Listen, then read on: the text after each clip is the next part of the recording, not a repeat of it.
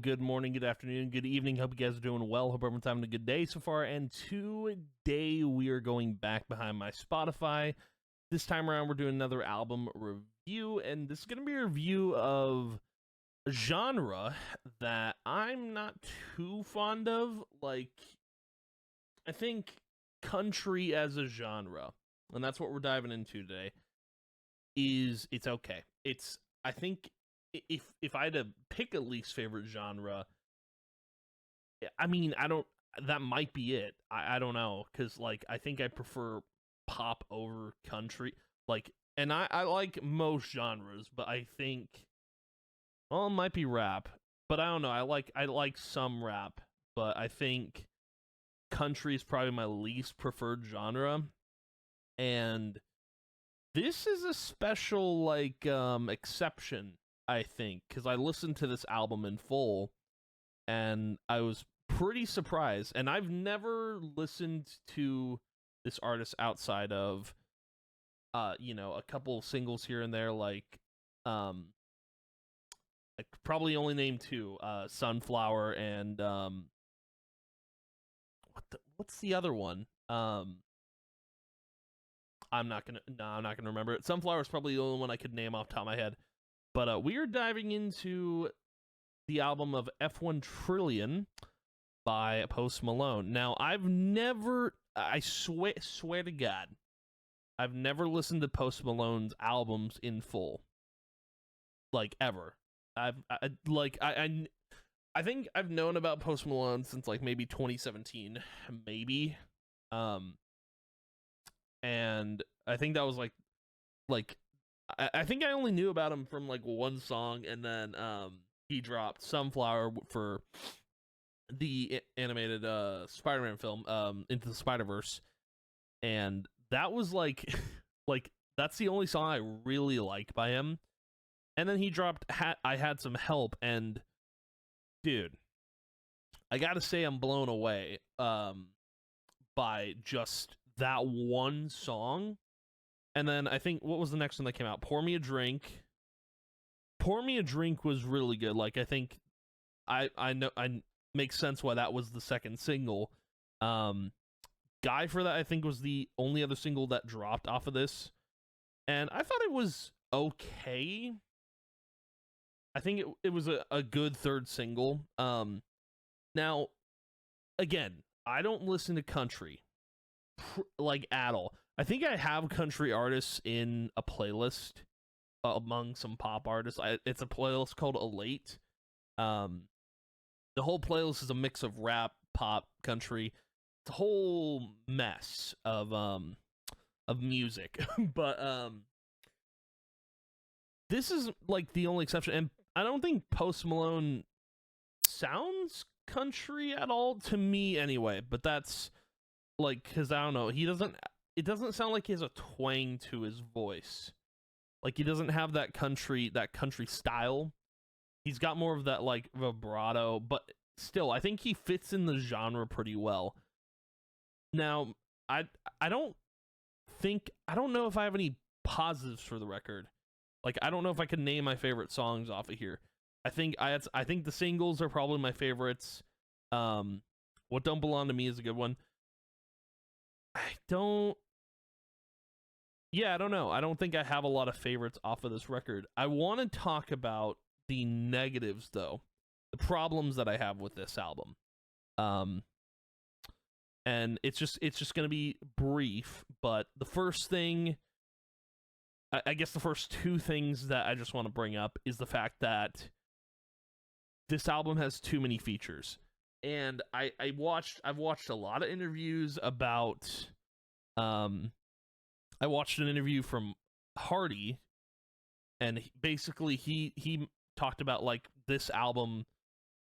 I think it was Zach Sang who interviewed Hardy, and he talked about how basically when I guess I don't know, but basically Post Malone was coming to Tennessee or whatever and got into the studio and basically wanted to work with every artist on this album. And then I even watched like Post Malone interview, like I've watched Post Malone interviews, and yeah, he seems like he wanted to do like a country record.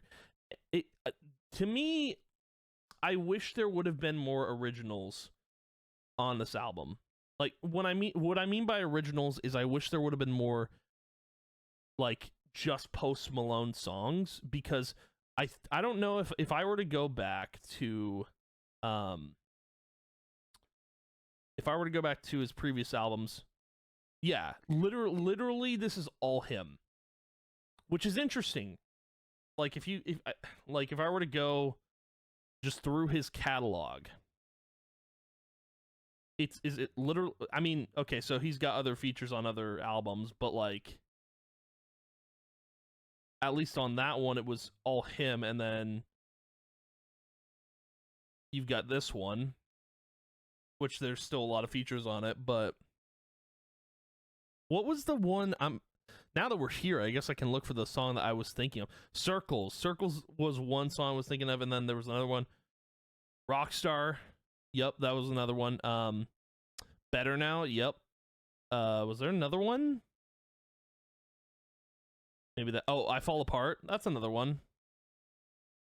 But yeah, so like there are albums where he's done his own thing, so it's interesting that this album, for the most part, is filled to the brim with features.